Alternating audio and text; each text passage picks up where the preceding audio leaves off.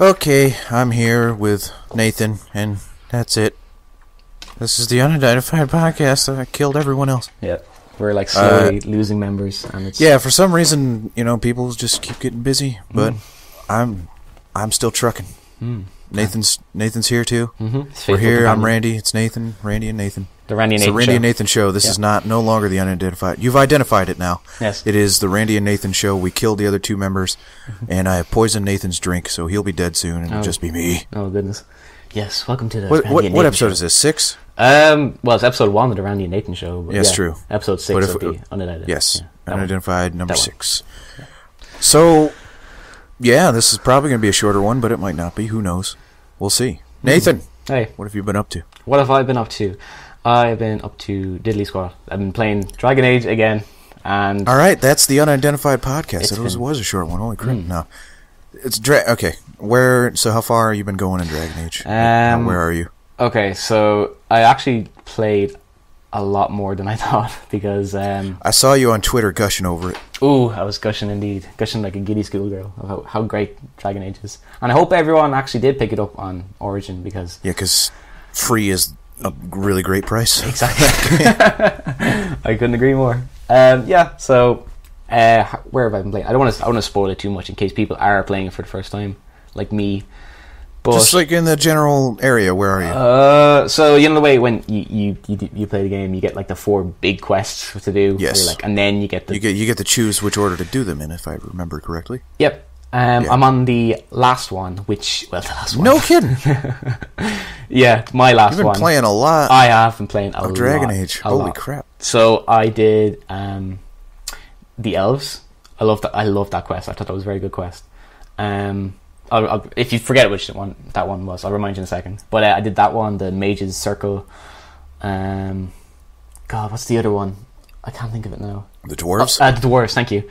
And I just did the Arkcliffe Castle one. And yeah, my favourite one so far has to be the elves one. I liked the dwarves one as well, actually.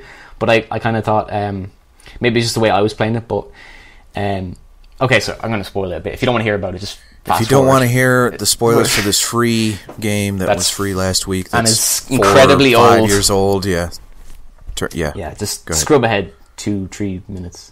Okay, so when you enter what's it called, Orsmond, the dwarf kingdom, Yes. they're like, there's uproar because the king has died and there's uproar about who should be his successor. Now the king said he specifically wanted this particular guy to be his successor and told that guy, I can't remember his name. His name's Harmount, actually. I just remember there. His name is Lord Harmount, and he says, "Okay, just don't let my other son be king because he's a rotten bastard, and I just go away. I don't want him as the king, basically." And the other guy, the guy that's an evil cunt, he just says like, well, he is. He like stabs someone straight away. It's like, oh Jesus, I don't think he's a nice guy. They beat you over the head with how much this guy's a jerk. They really don't want you to like him. So he's like, oh no, I'm the rightful king. Let me be king. So the problem I had with that was I was walking around and there was just so much thrown at you, and I'm like, I don't know who's good or not because. But obviously you know who's good because sorry, that was my ball just pinging there. You obviously know who's good because it's the guy who didn't murder someone in front of you, just haphazardly for the crack. So what's the guy's name? Balin. Prince Balin, he's the bad guy, supposedly. Well, he is actually, yeah. And Harmount is the good guy.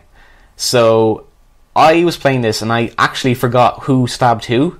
And I was I was just because like I came in, saw this happen, and said, well, looks like this is going to be another long ass adventure. I better pause it and save it and go do something else and come back. So when I came back, I forgot who had stabbed who. So you forgot which of the 2 potential kings stabbed the guy? Yeah, exactly. You forgot which one was evil? Yeah, basically. And the thing is, you don't get to meet the personalities, so you don't get to meet Harriman or Balin until you kind of side with them. So they're asking a lot of you if you don't remember who is who. So I kind of just went, I don't know, I can't really remember. I'll pick this guy. So I picked Balin, but I kept double crossing him as I played it. So Right. Yeah, that's so I you're actually like a double agent. Yeah, oh, very much so. I love the game because I was like, I actually am surprised they gave me this option because even though I picked the one the one path towards the king or Prince Balin, sorry. The game still gave me the option to kind of change my like, oh, I'm going to be with this guy now instead, because you had to do stuff like you had to deliver documents and stuff, and you could either say where you got them from, and then people would say, oh, no, don't trust the guy who gave you those, he's a rotten liar and all that stuff. And I was like, yeah, oh. that's cool, because well, not like this would ever happen in real life to most people, but if this were a real scenario, you could think like, well, I could join this guy on paper, but I could also be helping this other guy by feeding him information. Like, that's a possibility. It's cool that they give you the option to do that if you want to. Mm-hmm. So in the end, again, spoilers, I sided with Prince Balin, and I gave him the crown, and he became the king, and straight away he executed Haramount, and I was just... What? Yeah, I was just gobsmacked. Oh, man. And I just like, wait, he's fine, like, he was a good rival. He said, oh, you're the king now. And then he's like, okay, just kill that guy. And it's like, whoa, he's fine, he's a good guy, you know, just leave him alone. He's like, no, he's dead. Anyone who doesn't support me supports the Darkspawn. And I was like, oh, okay, fair enough. So there's something I will say that really doesn't matter in the grand scheme, in the scope of the quest. It doesn't really matter who's king. Yeah. But at the, you know how like the what was that movie, like where they do the wrap up at the end? It's like, oh, this guy went on to date this guy for a few months, and then like the college comedy movie where they do that. I can't even think of The Breakfast Club. Nah, well, yeah, actually, that does happen in The Breakfast Club too. So basically, teen, college, high school comedy. Do you mean Meatballs? That one, something like that. Whatever. Yeah. Porky's maybe. Yeah, something like that. It does that at the end of the game. Oh, okay. And that's kind of the only time it matters. And when you get there, I want to talk to you about it, because it's specifically about the dwarves. There's something that bugged me about it. Mm-hmm. So we'll reconvene and discuss our tactics. I also did the mages one. I didn't like the mages one too much. Actually, no, I didn't like it up until the point. Again, spoilers, because, you know... Spoiler. Basically, if you really want to play Dragon Age and you don't want to know about it, maybe don't listen to this one. Yeah, please maybe just yeah, sit this one out. This is the off-cut one. You can get by if you don't listen to this one. So I wasn't a big fan of the mages circle thingy. Well, I can't remember the name of the tower. Whatever it is. Mages Tower. Whatever. Circle the Mages of Quest. Magi? Sure. Basically, you have to run around. I'm sure that is what it's called. Oh, sure. That sounds like, I don't know. Sure. The Mage Tower thingy place. Okay. Where magic happens. So I was walking around and I was like, oh, this is kind of like your bog standard quest where, oh no, they're invading, you have to help us, go in there and kill everyone. And then you kill everyone, and then yeah, that was it. It just got kind of really boring. And then until I came across this dude who was just like, I can't remember, he was a demon, and he was like, oh, you're getting really sleepy, and I was like, oh shit, I am. So he's right. Yeah. Then you went into the Fade, and then just ridiculous shit happens, and I really think the Fade is something special. That is cool. Every time you go into the Fade in that game, it is awesome. Because it just completely blindsided me, where I was like, what is going on? Why is this guy here? Wait, I thought you were dead. No. Something's not right here. And then all of a sudden, I'm a mouse just running around the place, and I'm like, this is the best game ever. I swear to God, this is great shit. I like that quest because, for a couple of reasons. I'm a sucker for school settings, and especially school, like, unnaturally things that you can't learn, like magic schools. That's why Harry Potter's great. Right? Because it's a school setting. You can't learn this stuff. It's special. It's cool. Yeah. And the Fade. The Fade is another really cool part about that thing. And you're right at the beginning. It is just like, oh, help us. They're invading. Like, whatever. I've helped 1 million people up to this point. Who gives a crap? Yeah. But then you get to the Fade part, and it's like, this is really something. It really sets itself apart in like such a cool way, where you're like, wow, I did not expect this to happen at all. I didn't walk in here going, oh, this is going to happen. And then when it does happen, you're like, this is really fucking cool. I'm really impressed with this. Just this, you get the cool powers, and you get to, see your companions' like minds, what their memories are. Yes, and it's really awesome. And if you get the expansion Awakening, there's a lot more Fade stuff in there too. So that's cool. That's tempting. All right. Yeah. I will say, as someone that doesn't like DLC, I think Awakening is really cool and it adds a lot. So yeah, I did mention this to you earlier on in the week, Randy. But I was playing the game and I just got blindsided by the fact that this is an EA game and has DLC in it, because I was just walking along, came to this location, let's go check that out. And then the guy was like, "Oh hey, I need your help," and I was like, "Okay," and then just came up in brackets, "Download content." Yeah, let's go. And I was like, "Yeah, oh yeah, it's an EA game." It's gross. Yeah, I really don't like it because especially they are beating you over the head with the fact that you don't have this quest. Yeah, and they're basically teasing you with it. It's like, oh, don't you want to go see that? Don't you? Yeah. And it sucks, and it not cool. It's actually it's a cool quest. If I didn't play it, but I saw my friends do it because they're idiots and they paid for it. It's a cool quest. I just don't like the fact that they held that out just to charge money for it. Yeah, it's kind of awful waste. Or you know what? I think it was a pre-order bonus, and that's why I didn't get it, because I didn't pre-order it. Because I will say, before Dragon Age, I hated these kind of role-playing games, and then Dragon Age, I played Dragon Age. I'm like, this is awesome. Mm-hmm. This game's great. Mm-hmm. What have I been missing? And I went. I still think Dragon Age is the best of its kind. So yeah.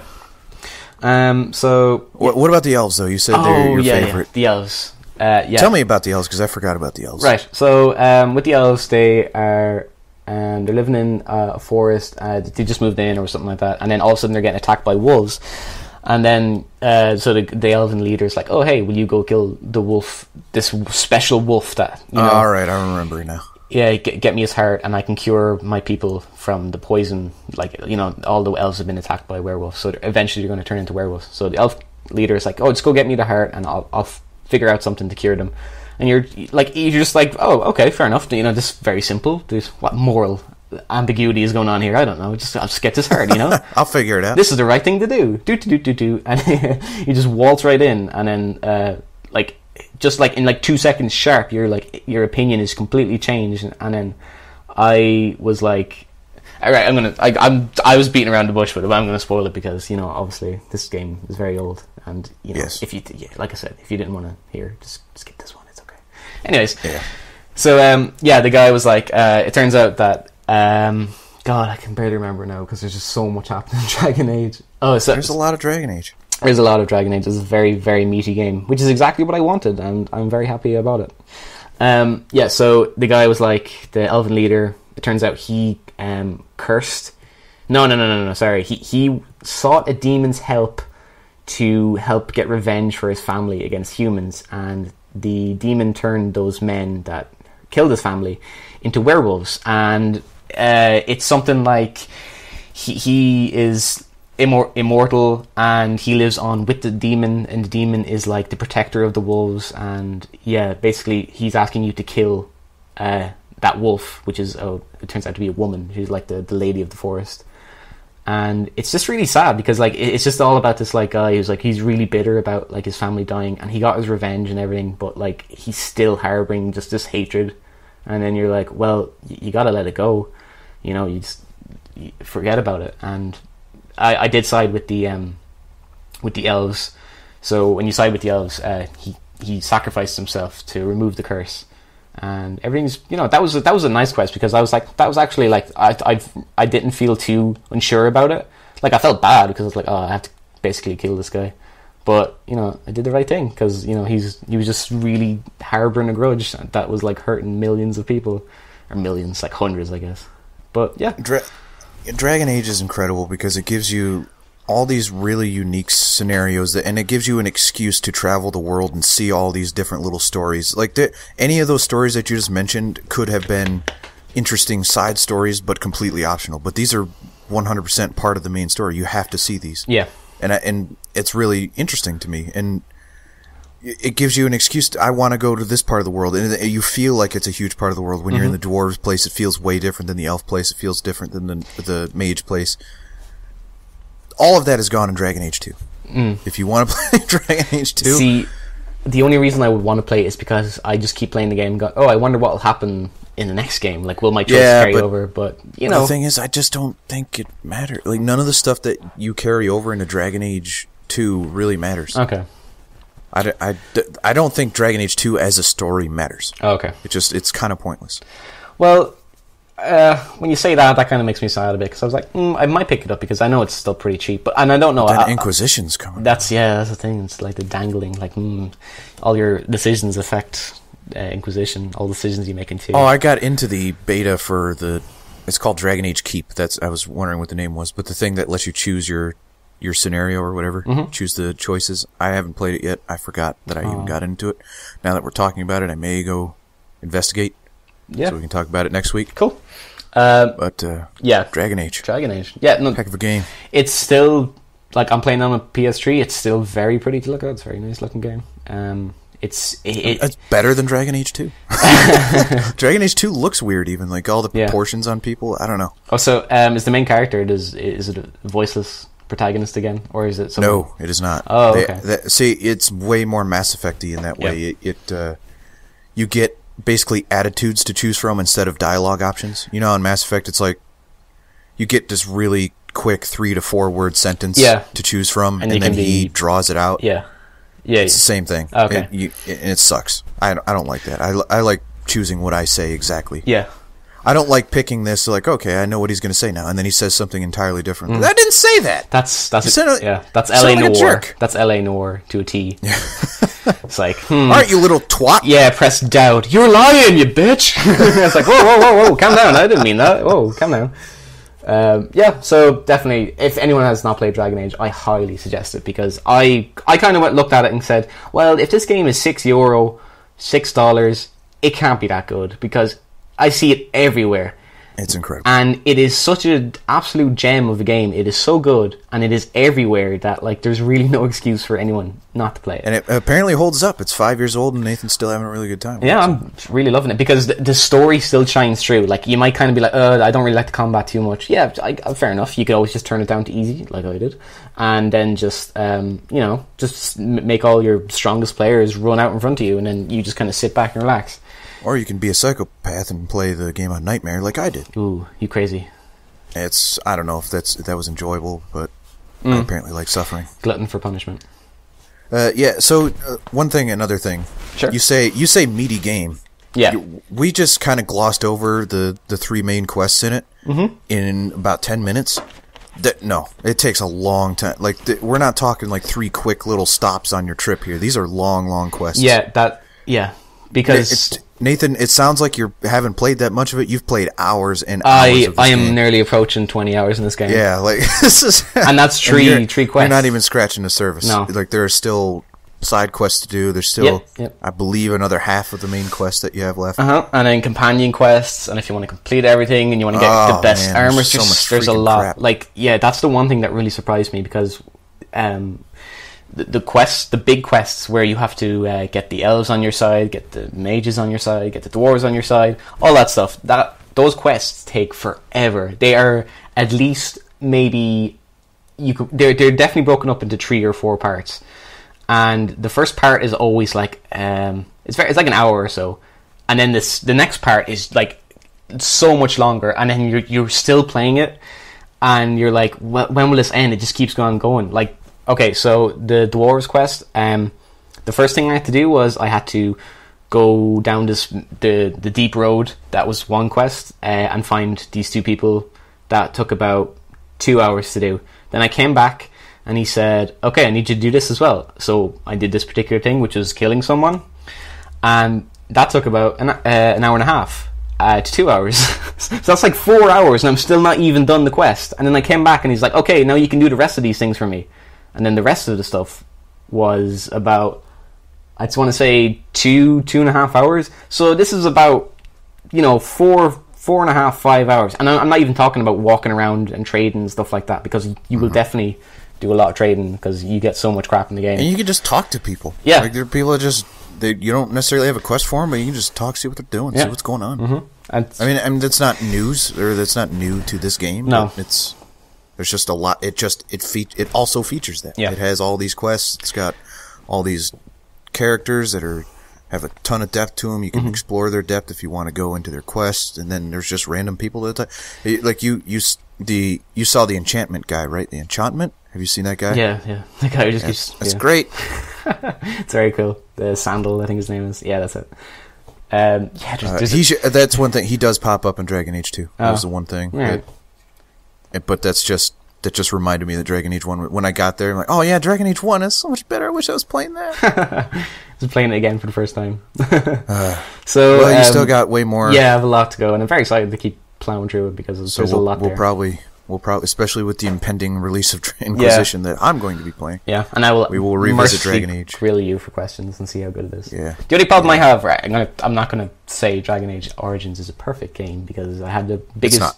No, it's definitely not a perfect game. I kept like suffering this weird glitch where like the audio would just turn like really muffled sound, and I was like, "What the hell?" So that's a PS3 thing, I think. Yeah, it was weird because like all of a sudden it's just like, "Oh, all hail the Grey Wardens!" and I'm like, "What?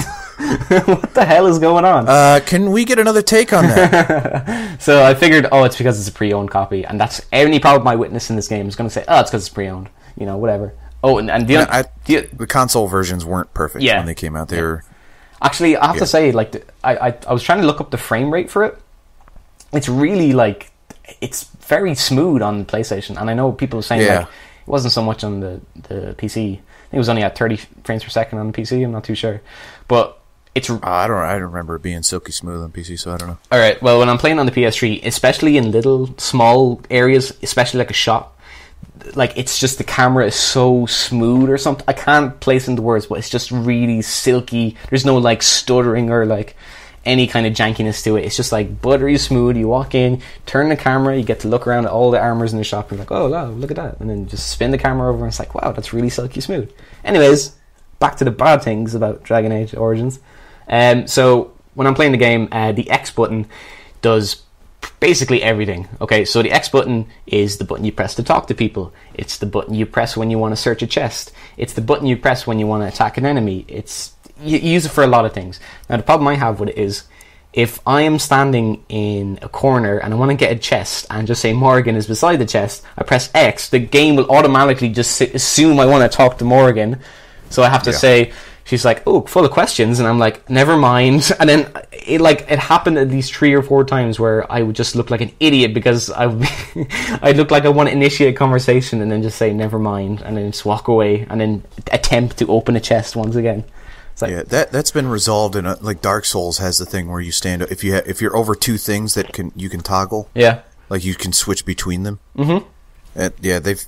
The years have fixed that issue. Yep. I think the main problem with the console versions especially is that Dragon Age was a PC game first and a console game second, which is rare. Mm-hmm. Especially back then, that was way rare. And so it's usually the opposite problem is that the console versions on PC, or the PC version, it's got all the console commands in it, but not necessarily fit for keyboard and mouse play, and that's why those versions usually suck. In this, it's the other way around, where they try to fit as much as they possibly can on those buttons, and there's not nearly as many buttons as there are on the PC. So yeah, I would agree with that. You can't click. You have a mouse in Dragon Age on PC like that. You don't get that luxury on the console. It's definitely less tactical on the PlayStation than the PC. You can pause it, right? No, you can't. Pause it in. You can't in combat. You can't pause it. Okay, so what I imagine when you say you can pause it, you mean you can pause the game and then you can kind of make the camera move over towards you. Yeah, you can. Tactical pause. Okay, so basically what happens is you press L2 and that kind of Mass Effect menu pops up, the radial screen. Really? Yeah, and from there you can press X to hit someone. And then you can switch to another character and do it that way, but you can't like physically move the camera over. So it's very like it doesn't work too well. If you're like, I want to play this really tactical game, it's definitely not tactical. It's just press X, switch the next character, make Morgan do this, make her do like a freeze blast or whatever, then make turn Alistair into a spider. Yeah, I love that ability. Although it's just like I never see. I found it completely useless, but it's just cool because it's just like, oh, hey, I'm a giant spider, and then that's it. Okay, cool. Yeah. So yeah, Dragon Age Origins is great. Anyways, we got it. Enough about me. How about you, Randy? I not much else. Played more Shadow of Mordor. Oh, always good. I have done all of the side stuff that I have access to do, and I'm close to the end of that game. I still really like it. If you want to know what I think about it, the past 2 weeks, I have expressed my opinions, both good and bad, about it. Those still hold true. I will not delve deeper into Shadow of Mordor. But what I do want to talk about just got hot off the press. Just got done finishing it. Closed it down and then called you. Started the call. Oh baby, what is it? The Evil Within. So, is it the Resident Evil game you've always wanted? I don't know how to answer that. I put you in a tizzy right there. You're like, oh shit, I'm on the spot. spot. The Resident Evil game that I always wanted, no. Mm-hmm. The Resident Evil game that some people might want. After 4, right? See, that's the thing, though. It doesn't feel like Resident Evil 4. It kind of does, in that it's 3D. You can move the camera around. You aim with the left, or you aim over your shoulder or whatever. It's kind of similar. There are similar things about it, but Resident Evil 4 was about shooting dudes. Mm-hmm. This is a lot less about that. Okay. So how much have you played? Ammo is real scarce. I played the first 3 chapters, and I'm glad I played chapter 3 because I was going to come in here playing the first 2 chapters and say, like, this game sucks. Okay. So it's a slow burn, I guess. Well, mostly is that the game doesn't even necessarily start, quote unquote, until the chapter 3, because you don't get any weapons, you don't get any, like, you don't have access to traps, you can only disable them. So the first chapter is all stealth. Oh yeah, I love stealth. Yeah, I was just gonna say I saw your gameplay of the first chapter. It was very funny. Which I actually did really well for some reason. Like a lot of people are having trouble with the first chapter. I sailed through that first chapter like it was nothing. I don't know. Yeah, I got lucky, I guess. I was watching you play it, and I just kept noting how, like, every time there's like a trope, you immediately pointed out, and I was like, damn it, because usually when I play games, like, I just tend to ignore stuff like that, just off, like, I don't even think about it. So see, now you say that, and I have no idea what you're talking about. Do you have an example? So there was something like, maybe not a trope, but something like, oh, that's so cliche, or like, oh, come on. So it was something like, so the guy you were playing, Sebastian, whatever. Castellanos. Yeah, Castellanos. It's the strum of the guitar there. So, so you're playing as Detective Castellanos, and it was the bit where you just escaped from the guy that tied you up, and you were running away, and you went down the chute. So you obviously weren't meant to go down the chute, and then you landed in the big pool of blood at the end. Yeah. So obviously the thing is that, Sebastian has just escaped from near death, and now he's on the run away from this horrific monster. And then all of a sudden, like, you were walking through a hall, and you came into this room, and you found a note that said, "Hey, the way out is over by..." And then you just turned around and said, "Oh wow, how convenient." There's literally no other way I could have gone, but yet there's a note that says, "Hey, at the end of this tunnel that you're forced through." Yeah. Is the way out. Are you kidding me? Now, I couldn't have gone anywhere else. If I was playing that, I would just go, "Oh, brilliant, there's a note here to help me find my way out." But you were like, "Hold on a second, this is bullshit." Yeah, I enjoyed that. Another thing is that he landed in this pool of blood, got out, and the blood just washed off his clothes like in seconds. It was unbelievable. He was covered from head to toe, just absolutely... filthy. And then he gets out, and he's just like... And he gets out, and suddenly, wait, where did the blood go? It's like this is blood here. This doesn't just come off. It's like he just went through a washing machine and just came out. My clothes are actually cleaner now. So, it's like, that's magic blood. The one thing that annoyed me in the first chapter was that in stealth games, especially recently, when I am taught that I can sneak up behind guys, I fully expect to kill them when I get behind them. Yeah. Like, that's just the way... So... You saw me play. I snuck up behind the first guy. Yeah. And I stabbed him. Only to... And it's just like, the guy's like, "No, what are you doing? No. Screw you." And he turns around and kills me. On paper, that's cool, because it's like, it's playing with my expectations. On the other hand, that kind of sucked. Because in fact, I didn't even get the option at first. I had to follow him for a few seconds before it let me stab him. I don't know, it was weird. I agree with that. I don't know why they even gave you the option, though, because it's just like, Yeah, I was just screwing around, and then suddenly, because I'm like, they're not going to give me the option, so let's just drag this out to make it funny. And then it finally gave me the option, like, I don't know if this is supposed to happen. But then I was like caught behind this curtain or something, and I couldn't really see what happened. Yeah. Oh yeah, that was weird. Yeah, that was weird. It was really weird.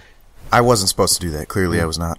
So yeah, I'm supposed to do what I ended up doing. I like the bit at the end. Well, the end. It was fairly later in the movie. Jesus, long day. Video. Thank you. So yeah, later on, you were kind of like you were sneaking around. I definitely got like a Last of Us vibe, where it's like, oh yeah, you have to sneak away from this this guy who's just walking around the room. So much so that you get bottles that you throw and distract people. Like yeah, exactly. That. Yeah, I actually really liked that first chapter you played. So I was like, wow, this is really kind of, like. It's not scary, but it's just tense, Yeah, I didn't mind the first chapter so much. The second chapter is a lot worse because you're not necessarily sneaking by a big guy that can kill you. You're sneaking by the little guys that you can sneak up behind and kill. Mm-hmm. But if you decide to avoid them all, you're missing all the supplies and stuff, and supplies in this game are scarce. Mm-hmm. So, of course, I'm like, okay, I have to explore every nook and cranny of this area. And whenever they see me... I don't know. It's the combat is, I think, intentionally clunky. Mm-hmm. Like you swing wildly. You don't really swing in a straight line. Right. When you aim, the aim is kind of, I don't know, slow, sluggish. It's you are not meant to just be this invincible guy with dead aim that just kills everything in its path. Yeah.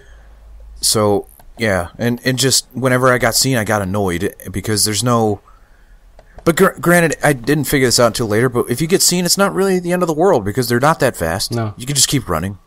And it's not like they have to hit you with melee, so unless you're trapped, you just walk away. So I don't know. I haven't decided what I feel about it yet. I like the third chapter a lot more because it's more experimentation. Have you... I remember, this isn't a spoiler, so it's fine. I remember, at the previews and stuff like that, people were saying, oh, there's this guy in it who, just chases you around the place, basically. I've seen him. He hasn't chased me yet. Oh, okay. I've seen him in cutscenes and stuff, but I haven't seen him, actually try to attack me. Yeah. In fact, at the end of the chapter that I just finished, he just randomly appeared. He sucked it. I killed a quote-unquote boss. Right. And he sucked the body of the boss turned into bugs or something, and the bugs crawled up into him, and then he disappeared. It was weird. Gross. So is the game... okay, let's be honest. Is the game scary? That's probably... No. Okay. What kind of... Definitively no, it is not. If you could summarize it, if you could compare it to a kind of quote-unquote horror game, would it be more Dead Space than... Yes. Okay. So very much... Well, no, because I think Dead Space is scarier than this. Oh, really? That's a bit This is more... Dead Space has gross out moments, but they're gross out moments to disturb you. This is kind of comically gross out. Oh, okay. You shoot a guy's head and half his head comes off, but he's still coming after you. What? And the way in which, I don't know, and it's hard to compare because Dead Space does it too, where the way you die and you go ragdoll and your body splits into 5 different pieces and you fly that happens here, that happens in Dead Space. I don't know. There's something creepier about Dead Space that I can't explain. Maybe it's the location. Yeah. Maybe it's the enemies. I don't know. There's something about it. All right. So, as it stands, I imagine you're gonna. How do you find the game? As in terms of, would you continuously go back and keep playing it? Because I know a lot of people say they just want to keep going back and playing it. Yeah, I'm gonna keep playing it. I want to know. Well, I'm kind of curious about the story because the interesting thing about it is that it takes no time getting going. You saw the video. It starts. You're investigating the mental hospital or whatever, and within seconds, seconds a bit of an exaggeration, but within the first 2 minutes, I'm hung up by a meat hook. It's real fast. Yeah, which is good because it just gets straight into it. And I kind of want to know what's going on here. What's the deal? I haven't found a lot of audio logs or those notes that are particularly useful yet. Right. In terms of building the backstory, that there's just quick little things. Clearly they're going for something. I'm not getting it. I don't know how, but you get journals that Castellanos has written about his life as a cop. Yeah. And they're filling in a little bit of backstory, but they're just my partner's a firecracker. She's hot and stuff. What? What? All right. It's kind of dumb. Yeah, I was going to say. I don't know what they're going for yet. Clearly there's going to be something obviously he has a past, and we're going to learn it. That's hilarious, though. Dear diary, my partner is a firecracker. Yeah, because first day as a cop, my partner's a real firehead. It's just stupid. Okay, so seems like you're going to still be playing it. Yeah, I'll keep playing it. I don't think it's bad. think that second chapter is not good. I don't think they introduced the mechanics to you very well at all. I figured most of them out on my. In fact, in the videos, I figured out some of the mechanics before they told me about the mechanics. Like there are a whole bunch of traps. One thing I didn't explain is that there are. Remember in Resident Evil? Oh, you didn't play Resident Evil 4, did you? No, but I did. Yeah, you go on. I played a bit. Well, of it, either way, there's like tripwire traps. They're few and far between. Yeah. In this, they are around every other corner. They're everywhere. Yeah. And bear traps and mines and stuff. And right at the start of chapter 3, I hop through a window and I hear beeping, like beep beep beep beep beep beep, and I sit there, hold still, like if I move, I'm gonna blow up. Like that's how I feel, and then I blow up anyway. I thought it was hilarious, but and then I'm like, okay, well now they don't want me in there. I need to get in there. So what I do is I hop through the window and I run away as fast as I can, and it doesn't blow me up. So I turn around and throw a bottle at it to blow it up, so I can explore the area. Later on, they show me those things. And they're like, oh, you can, if you just sneak, they won't blow up. I'm like, are you kidding me? You're too smart. Why didn't you say that? You're too smart for the game. That's your problem. Well, no, but, like, I didn't know that I could sneak by them, though. That's something they should have told me as soon as I encountered one of those things, right? Like, that sucks that I blew up because they didn't tell me that I could sneak by them. I was probably thinking that maybe it was just one of those things where it's like, oh, you can't access this area yet because you don't have the ability being the knowledge to actually, maybe it was going for that, and you said, oh, maybe if I just do this. I mean, the same thing goes for the stealth kill. I tried to do that way early. I mean, I had a knife. There's no reason I shouldn't have been able to stab that guy. Yeah. It wasn't ready for it. So. I did find it funny where you were like, okay, so you're freed. First thing you do is say to yourself, okay, I gotta crouch. And then you crouch, and then you walk up to the guy, and the game says, it's like, here's how to crouch. Like, gee, thanks. That was great. Because I saw in the options that it had a stealth button. I'm like, well, I don't want this guy to see me, so. Oh, brilliant. You're just one step ahead of the game. Yeah, clearly, and that's bad. Yeah. Like, that's a flaw. They need to be telling people the things better. Would you prefer it if they didn't say anything, they didn't give you any tutorial, and you just kind of figure out on your own? Would that be something you prefer? Basic stuff like being able to... I need to know that I can do these things. Right. You know? Yeah. There's no reason to think that a mine shouldn't blow up because I'm crouching for some reason. That doesn't make any sense. Okay. But if that's what the game wants to do, then it needs to tell me. It needs to tell me that I'm able to stab these guys, because otherwise I'm not going to try to stab these guys because I don't think it's an option. Yeah. Well, I thought it was an option, but there might be people out there that like, oh, well, it didn't tell me I could do it, so obviously I can't. We've come to the point in our lives where you have to be told that you can do something, because there are so many options available to you now. It's not just move left and right on the screen and jump, because that's self-explanatory. We have, I can disarm traps. How am I supposed to know that unless they tell me I can? There's an upgrade system. How am I supposed to know I can upgrade unless they tell me? They need...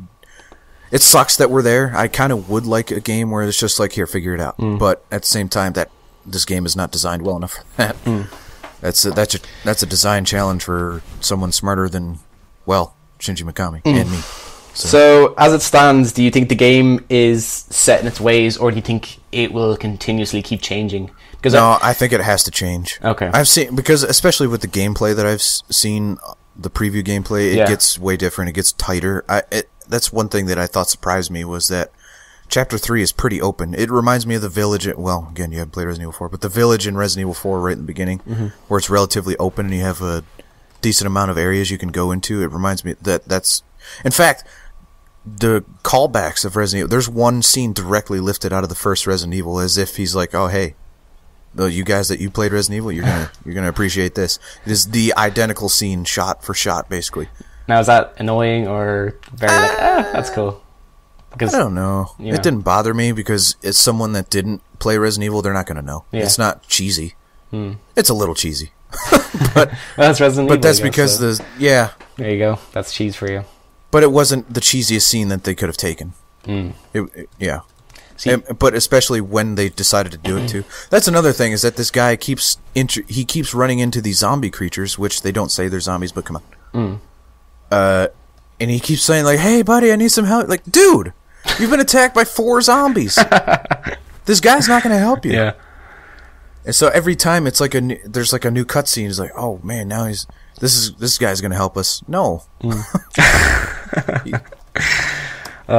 Goodness. So I will say it's really pretty though. yeah, I And was one thing watching you that- play, and I was thinking that this game is it looks really grimy, but Yeah, not really dark like most horror games are. They're really dark and dreary looking. It's very gothic, I guess, and very kind of visually designed. It's really nice. Yeah, and it's nice to one look at. thing that I noticed that about myself, this is kind of like an introspective moment for me, is that resolution just does not matter to me at all, because the letterbox, the black bars on the top and the bottom of the screen, didn't bother me one bit. And I know there are people losing their minds because they're there. Because like, oh, I've got this PC, I can run at 1080p, I shouldn't have those black bars. I'm like, yeah, but I don't know, it looks cool. I don't. But there was a moment in gameplay it affected me. I was climbing down a ladder, and because the black bars were there, I couldn't see slightly below the screen. So I don't know if there was a guy still there or whatever. Yeah, but I don't know, it didn't bother me. It's all right. The game so far is all right. I'll keep going. I'll have more to say about it next week. Okay, so I actually just think that's about it we've played, but we can talk about news. I have a wee old page up here if you want to discuss news, or do you have anything you want to talk about? I don't. Yourself? I was actually thought that Resolution Speak was a good segue into the Assassin's Creed stuff that's been happening. Oh yes, the whole what's the word? Resolutiongate. You put gate after everything. What's the word though? People are. It's this really dumb word. There is actually a word. No. They're. I think it is where they are limiting the frame rate on PS4. Oh yeah. So the whole deal is that they're making. Isn't it that they're making the PS4 and the Xbox One frame rate the same? Isn't it? The resolution. The resolution is the exact same because they don't want anyone to have like a big argument about it. And of course, the quote, do you have the quote? Because the quote is great. Where he's like, we just want to avoid the debates and stuff, or something like that. It was so good. Hold on, I'm scrolling. So the whole thing is just people are going mad because so the PS4 people are saying. Now, I'm not being biased or anything about this, but I've heard people talk about the PS4 and they have admitted, it's easier to work with. And that's just... It's more powerful. It's on paper, it has better stuff in it. And that's not saying the Xbox... I mean, the PS3 had better stuff in it. I think 360 is a better system. So. And, it's just fact. Like, obviously, the PS4 is better hardware in that respect. But the PS4 people are going bananas because they don't want to play a game that... I can't remember the word. I'm still looking for it here. I'm slowly scrolling down.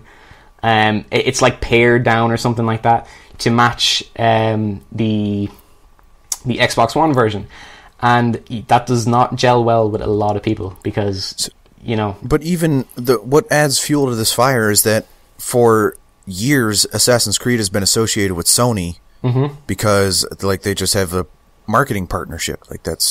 Every time you see an Assassin's Creed commercial, it ends with the PlayStation thing at the end. This is the first Assassin's Creed that has a Microsoft deal, and now suddenly they are hindering potentially the PS4 version. Is that a coincidence? That's what everyone's freaking out about, because they're trying to make the PS4 version, which in theory could be better than the 360 Xbox One version, but it's not. Yeah, because Microsoft paid them. That's what everyone's freaking out about. Yeah, and on one hand, I just don't care about resolutions, especially since I'm a PC gamer. My resolution's better than yours anyway. But at the same time, if a game looks nice, it looks nice. Who cares how many lines there are? Yeah. So but at the same time, it does kind of suck that your system that's more powerful is being held back because this other system, it should be. I think a game should be as good as it can be on the system that it can be on. Right? Yeah. The PS4 should be the best version. Because it has the best hardware, and if that's the version you have, you want it to be as good as it can be. You bought the PS4 because it's more powerful. You want to show that off. Now, I have the quote here. Hold on, I had it here. Oh, yeah, here we go. So, it says here, Ubisoft says that AC Unity is 900p, 30 frames per second on PS4 and Xbox One. The reason behind this is, it says here in quotes, decided to lock them at the same specs to avoid all the debates and stuff. Yes. Clearly that guy has practiced PR. Yes, and lo and behold, debates and stuff occurred. So at the same time, it's kind of refreshing to just get brutal honesty. Yeah, because I agree with that. Where he's just like, we're just doing this because we don't want people bitching about the resolution. It doesn't really matter. Especially Microsoft's been getting a lot of poop for this whole resolution stuff anyway. So they're like, yeah, we just don't want to freaking deal with it.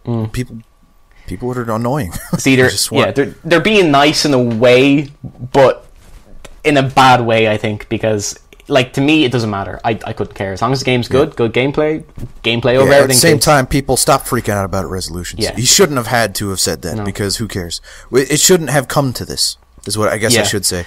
So the thing about this is that people are just, Ubisoft they're not as strong as they used to be. I'll definitely admit that. They have fallen from grace. I wouldn't say significantly, but they're not as good a company as they were before. Because they had the whole issue with the AC Unity.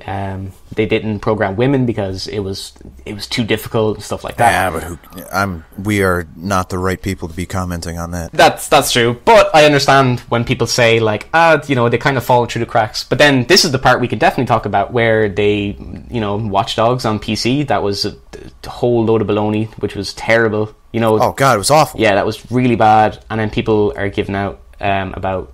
People are kind of complaining about the new Far Cry a bit. They're saying it's kind of the same game, but it's just a few things tweaked. I don't know. They don't know. The game's not out. It's like, how does anyone know if they haven't played it? So the villain seems cool. And hey, let's remember the biggest criticism about Far Cry 3. They killed spoilers, I guess. Yeah. For Far Cry 3, they killed Voss too early. Mm-hmm. That Voss was the best part of Far Cry 3. Yeah. If they're fixing that, cool. I'd like to have a really cool villain that I see through to the end, Yeah. I actually don't even remember the name of the second villain after Voss dies in Far Cry 3. I can't remember, because he's so freaking pointless. He just shows up near the end. He's like, oh, by the way, I've been calling the shots. I do remember a few scenes afterwards. I was like, oh, this is a bit cool. Yeah, I remember some scenes, but I don't remember him. Definitely not. It's just like, who's this guy? Whatever. So, yeah, that was the big, talking point. I'm just trying to find some other news. I have no interest in Assassin's Creed. I'm so done. Yeah. I'm so bored. We were talking about what we think will happen with Unity versus Rogue, and I said that I think Unity will be Unity is very good. It's the step forward. And co-op actually does excite me too. Like if I had people that cared enough to play with me, that sounds interesting. Yeah, and then I said. I think Unity will be the leap forward gameplay-wise that people have been looking for. Has a whole bunch of stuff like customization, stealth, co-op. Has heists in it. GTA Online. Those heists still aren't on the online, which is still freaking hilarious at this point. It's just a joke, I think. Anyways, that's a whole different ball game. And then I said that Rogue it'll come out on top in terms of story. I think Rogue will have the better story because being an assassin and the Assassin's Creed story it's the same kind of story every so often now. It's just it's a normal kid and then all of a sudden he learns about the assassins. It's to a T. It's the same thing. The guy turns out, oh, I think your dad is an assassin or something. I know it's something like that. He learns about the assassins and then he becomes one and then it's all about, he has to do something, start. He has to be involved in some pivotal point in history. It's sad when the most interesting, well, not most interesting, but the most unique of the stories is the one where you already start as an assassin. And that's the first one. Yeah. So you're right though, because I'm thinking back, holy crap, you're not wrong. You start as this young whippersnapper. Yeah, except every one. freaking time. Yeah. You somehow learn about the assassins, you go through some of this training stuff, and then suddenly you have a big target that you want your vengeance on. It happens in every one of them! Yeah, happened with 2, with the guy who did that thing to your parent. Yeah, I don't even freaking remember 2 was so long ago, and there's been so many Ezio games that I don't even remember the main... Yeah, it was funny, because I saw the original cutscene, one of the original cutscenes for Assassin's Creed 2 after all of the Ezio stuff had happened. His voice was so different. He was like, oh hey, and he was like all young. It's weird because you hear young or older gruff Ezio for so long that you just associate that with him. But where in Assassin's Creed 2 he wasn't that. I was just gonna say that apart from actually when I said like, oh, it's all about this young whippersnapper, and he gets the assassins, the robe basically, and then becomes like this unholy demon of assassination. That is not true in Assassin's Creed Black Flag, where you're a young whippersnapper, you're already like a pirate, but then you kill an assassin, and then you get his clothes, and then you become an assassin yourself, and it's all this ridiculousness. It's kind of the same. It's the same. Sort of. It's just so similar, but so not the same. It's like why can't we get a story where he's already he's bred to be an assassin? It's just, you mean like right in the guts of it? Just right off the bat, this guy was born and raised in the assassinhood. Like, let's just get it out of the way. So basically, you want Brotherhood, but with a new character. Like, you just want to get right into it straight away. Well, Brotherhood, you're still playing as Ezio. Yeah, but I mean, you're just no like there's no like, oh, here, this is how Actually, no, that's not true, because you still have to build up the Brotherhood in Rome, which is basically it's basically just 2 again, but in Rome, I guess. We are shitting down hard on Assassin's Creed. I'm just bored of Assassin's Creed. And I'm sure a lot of people agree, And that's why Rogue sounds more interesting to me anyways, because you're playing as a Templar now, and what was everyone's favorite part of Assassin's Creed 3? Being the part where you're playing as a Templar. Like, that's not a coincidence, and it's untapped. They haven't done it.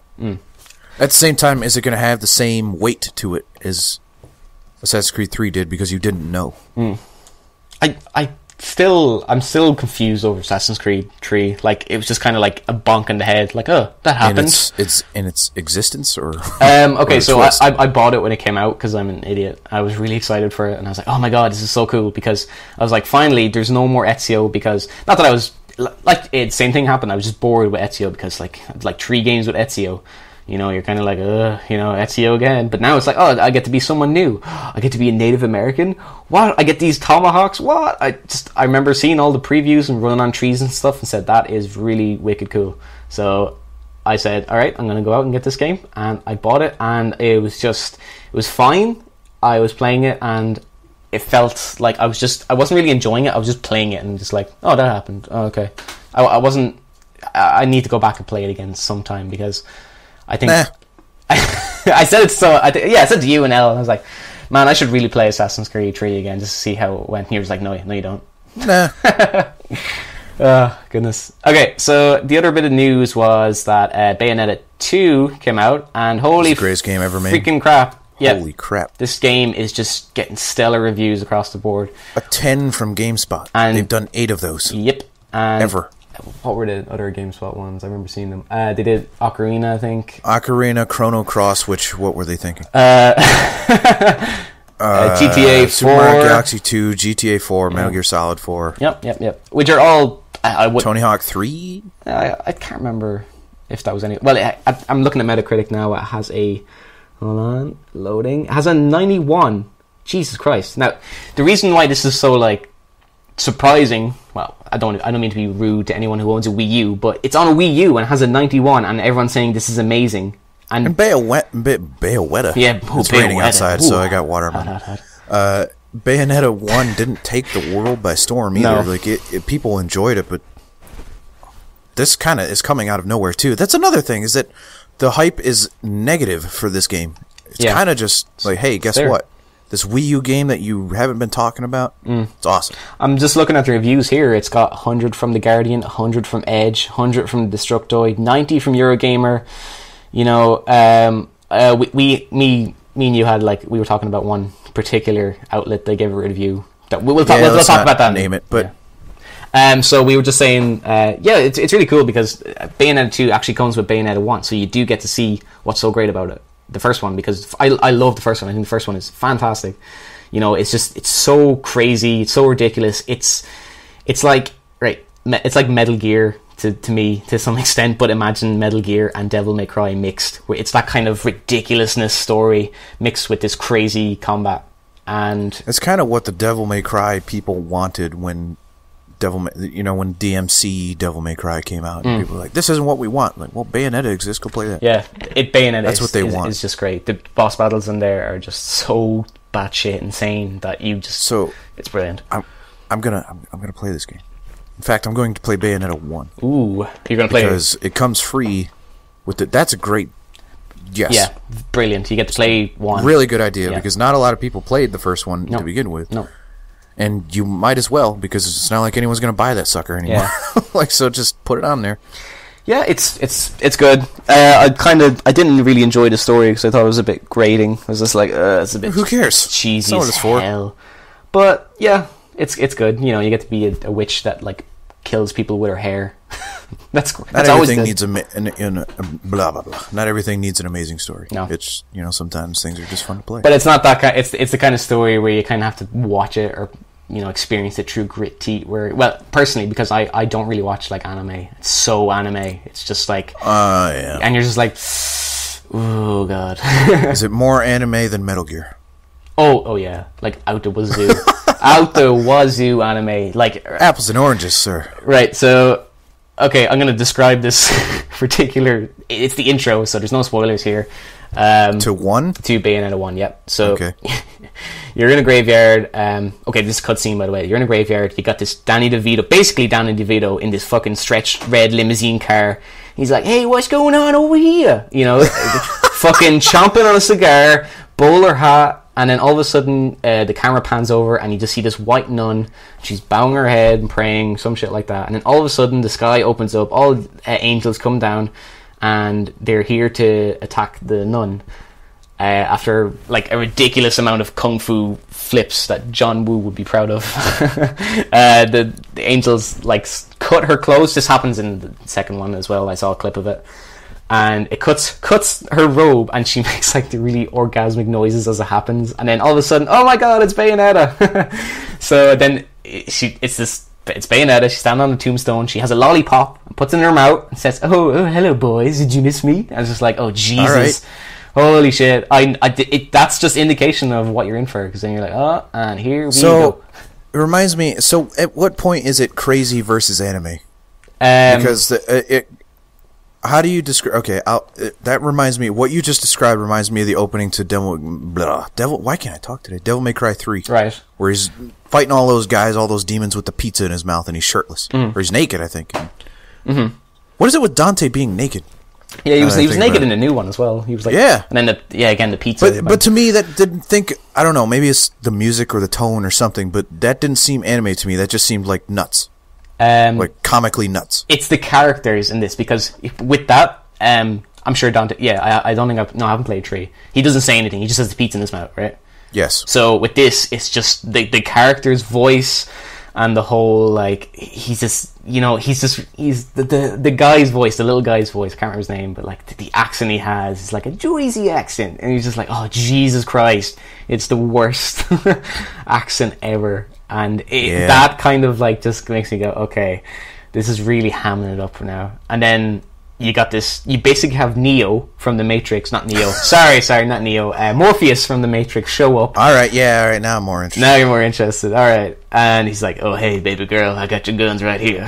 You know what? All right. And now, and now it's just like, okay, I can see where this game's going. And, I'm just, I watched it and it was like, oh god, I hope to god no one comes in and sees me playing this. It was, what the hell? Yeah, that's like when you're watching a movie and a sex scene comes on and then your mother always just comes into the room.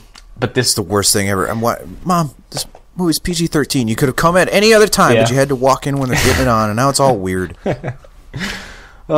So yeah, Bayonetta, it is a great game. Just I don't like the story. That's all, because that's just me. That's personal. Maybe I'll play it by next week. Yes. Wait, no, it doesn't come out until.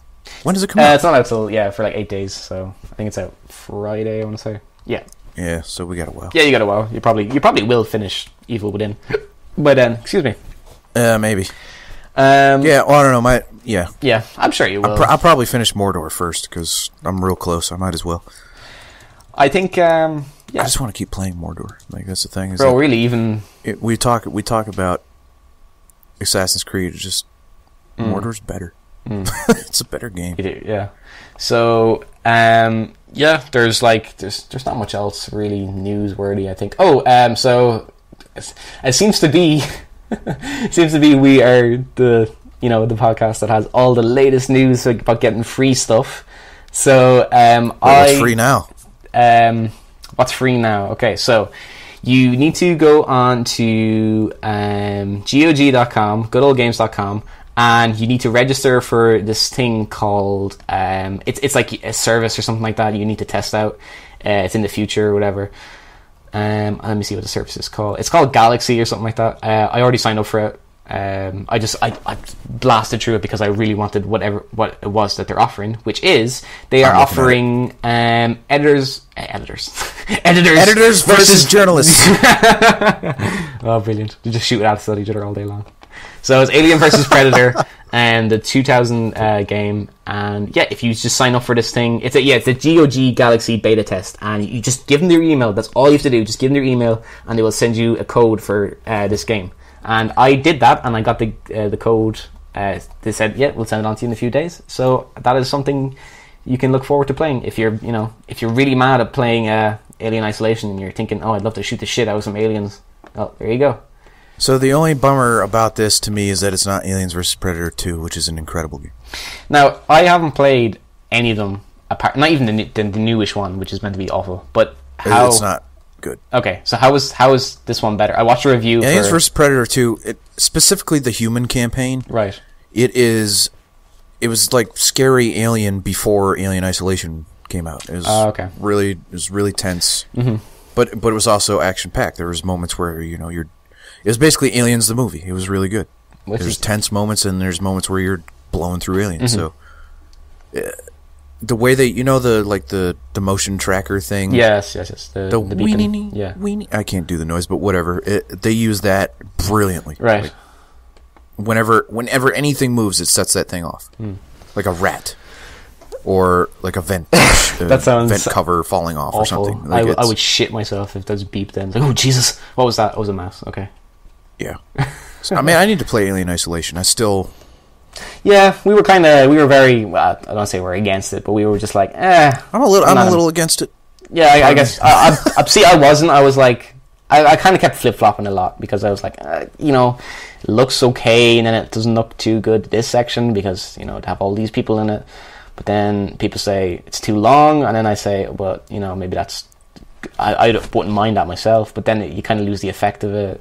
It's just, there's a lot going on. Like personally, where I'm like, I kind of want it to be this game, but it doesn't seem to be the exact game I want it to be. I wanted a stealth game where you just have to hide from the alien for about for 4 or 5 hours. That's what I wanted, just a short thrill, and that was it. But then people say, it's like 16 hours long. What I've seen, the stealth sections with the androids is also really scary, like unnervingly so, and that's cool.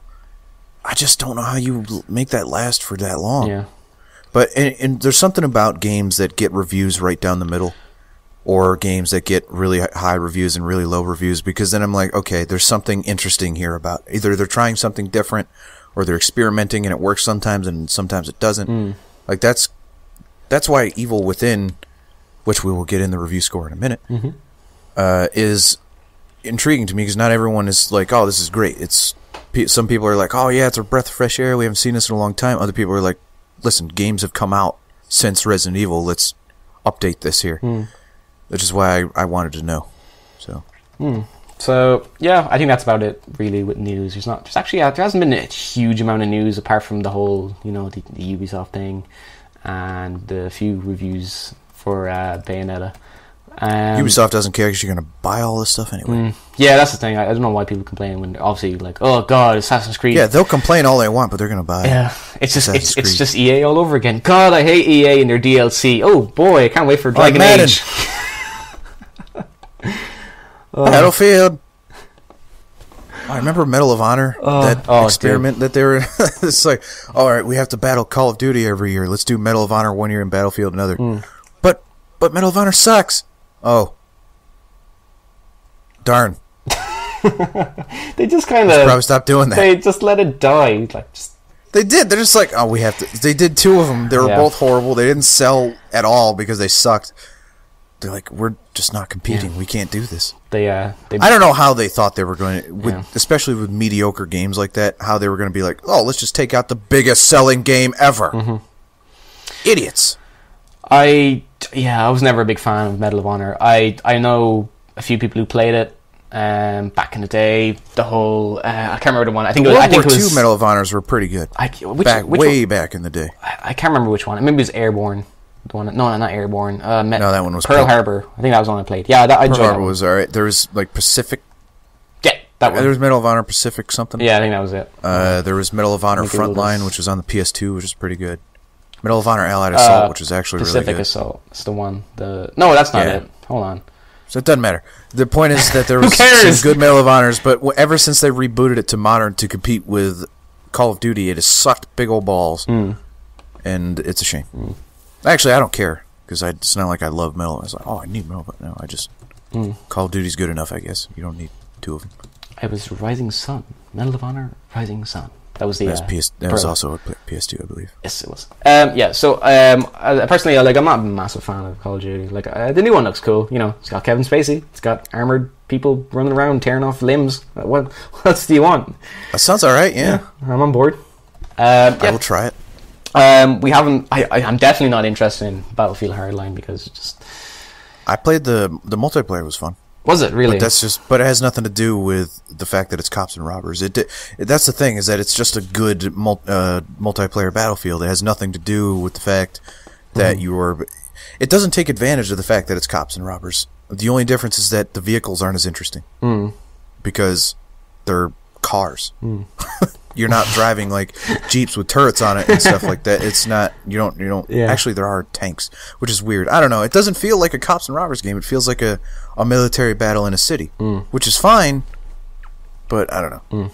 Yeah, I don't know. So, anyways, we should probably move on. Last week we did the whole the review score bonanza thingy. So yes, last week we determined that Adam had won, but Adam is dead, so we can't. Before he died, though, he gave us his review of what he thought the Metascore would be for The Evil Within. So Adam said 80. Nathan, you said 79. I did. Price or Right rules. Yep. Elle said 85. And I said 84. And what's the Metascore for The Evil Within? I will just say, number one, we have all overbid, so we lost. Oh, okay. Okay. Well, should we say as of now, because this might be subject to change? As of right now, it might change a couple points here and there, but it's not going to change dramatically. It is 76, meaning the closest is Nathan. Ooh. With the 79. Yeah. I have a really uncanny ability to describe what people are going to say about a game, but not figure out what score they're going to give it. I said almost exactly what everyone is saying about this game, which is they just scored it lower than I thought they would. Which is that some people would be super excited that it feels old school, and the other people would be like, "Oh, games have changed since then." I'm pretty sure I may have said that on Mike last week. Yeah. Or I may have said it to you. I don't know. I know I said it. And I said the same thing that everyone is going to say about Alien Isolation. Well, I just am not good at putting a score to that thought, I guess. So yeah, if this was a word contest, you'd win every time. Yes, but it's not. I was trying to guess the score, and I fail at it every time. So Nathan wins, and Nathan gets to choose what game we do next. Yeah, so we were going to do what game, but since it's just the two of us, we figured, well, we're going to have to wait until the other guys are here to do score. Not a whole lot of games we're interested in. Not to say there isn't a whole lot of games. What was the games coming out? Legend of Korra, that's coming out. But we just personally, we don't really... I don't watch Legend of Korra, do you? No, but I also think that game's going to be hot garbage. Ooh. Who's making it? Platinum. Yeah, I still think it's going to be bad. I don't care. Because it's a licensed children's game. It's not going to be good. Yeah, but it's Platinum, so, you know. So? It's Platinum. That's all I'm going to say. They just make the best shit, which is very true, actually. Okay, so Randy probably won't fare too high. You know, we could probably do one if you want. We could just do it between us. Nah, screw it. Who cares? We don't care. Let's just wait. We don't care that much about Legend of Korra. I'm sorry if you're a fan, but we just. I'll just say it will be low. I'd say it'd be like a good 70. That's just me. I'm optimistic like that. A good 70? A good 70. An optimistic 70. Anyways, not a bad 70. Yeah, there's no such thing as bad 70s. That's all I'm gonna say. Is there anything else we want to talk about before we wrap this bad boy up? No, I think that's about it. Yeah, just we actually held off for an hour. That's not bad. Yeah, not just bad. The two of us. Just two bodies here chatting away, and we did. So next week, you gonna stick with Dragon Age? Next week, just gonna keep playing Dragon Age. Do you know what? I might see if I can switch it up. I might see if I can dig out something old school and have a crack at it. I've been enjoying our conversations about Dragon Age. So if you want, it's gonna be like a. Oh, this is what happened. This is what happened. Just like a weekly. Yes, that's our new segment. Just weekly check-in. Yeah. In the world. Or was it Ferelden? Is that the? Yeah, exactly. Yeah, Ferelden. Yeah. Just Nathan's Adventures of Ferelden. Yeah, and they're always that's fun. Our new segment. They might be like at least 10 hours long, like the whole thing, but I can sum it up in literally 3 minutes. What I did. Yep. But then again, it's going to be spoilers. So yeah, if you haven't played Dragon Age, be prepared. I'm sure people will play Dragon Age. Do you have anything else on your plate that you want to play? Personally, no. I wouldn't mind dipping back into a bit of... What did I want to play? I wanted to play something recently. By the time this goes up, by the time this goes up, Tomb Raider is on sale for $3.99 on PC, and that is an insane deal. That is a really good game. Now, is this Tomb Raider? Which Tomb Raider is this? This is the new Tomb Raider. Oh, wow. I thought you meant the really old one. $3.99. Holy crap, yeah. No. That is a solid deal. Like, if you like Uncharted, even if you don't like Uncharted, $3.99? Mm-hmm. Come on. I know Monopoly at McDonald's is going on right now, but just skip one and buy $3.99 Tomb Raider. Just do it. And it ends on Friday, so... You don't have much time if you're hearing this, because you'll probably be hearing this on Thursday, so you don't have much time, but that's a good game. If it's still there, you should go get that game. And, get really mad that Lara Croft doesn't put on a jacket once. Yeah, well, I mean, neither does Nathan Drake, so they're just with tradition. Yeah, but, like, he's not walking around shivering cold. Oh, crap. There's a scene hold on. in Uncharted 2 where he's, like, shot. I'd bite my tongue. He doesn't have time, he's dying. He doesn't have time for jackets. She does. She's walking around cold all the time. It's like, come on, just get a jacket. Do you know what? They should both get jackets. Wait a minute. I think there is a scene she puts on a jacket. Does it? Look, they both need jackets. I could be wrong. I wonder what kind of jacket. I don't freaking... Or maybe I'm just thinking of, like, the